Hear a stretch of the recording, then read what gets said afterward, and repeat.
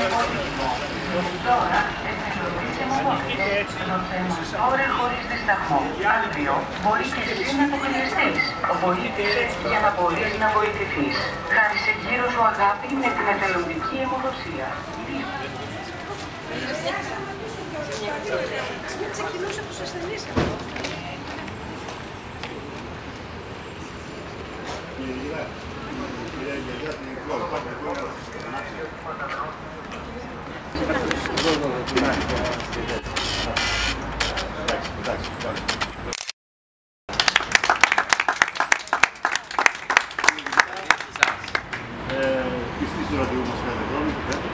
Και πάλι μια χρονιά μαζί. Πάλι μια χρονιά μαζί. Είναι η 10η ραδιοφωνία που ξεκίνησε από το καναλάκι του Δήμου Πάγος, 18 Αυγούστου. Θα τρέξει όλη την Ελλάδα και θα καταλήξει στις 4 Οκτωβρίου στην Καλαμάτα, στην πρώτη Καλαμάτα, όπου θα γίνει η 26η Αντιπολία των Αιμοδοτών. Είναι ένα συνέδριο που κάθε χρόνο συγκεντρώνονται οι αιμοδότες σε κάποια πόλη της Ελλάδας. Φέτος είναι στην Καλαμάτα.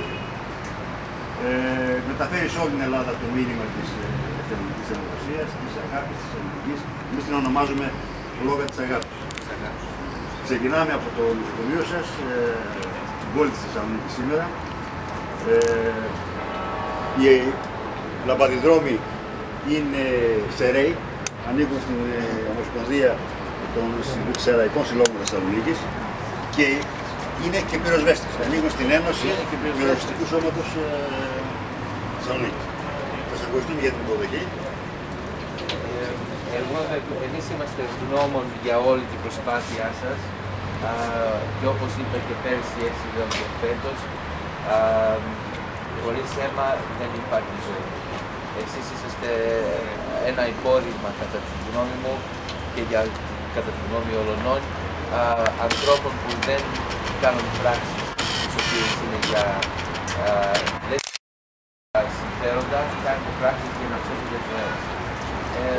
Προσωπικά είμαι πάρα πολύ ευγνώμων που υπάρχουν τέτοιες ομάδες και για την Ελλαδίτσα μας και ελπίζω αυτή η λαμπαδρομία θα προχωρήσει και θα έχει μια κατάληξη να έχουμε περισσότερο αίμα για να σώσουμε περισσότερες ζωές.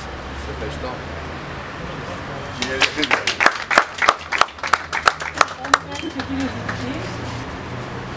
Πραγματικά νιώθουμε συνεργάτες μαζί σας, μας βοηθάτε πολύ στο έργο μας, γιατί δίνουμε αγώνα καθημερινά να συγκεντρώσουμε θέματα τα οποία δεν παράγεται όπως όλοι γνωρίζουμε.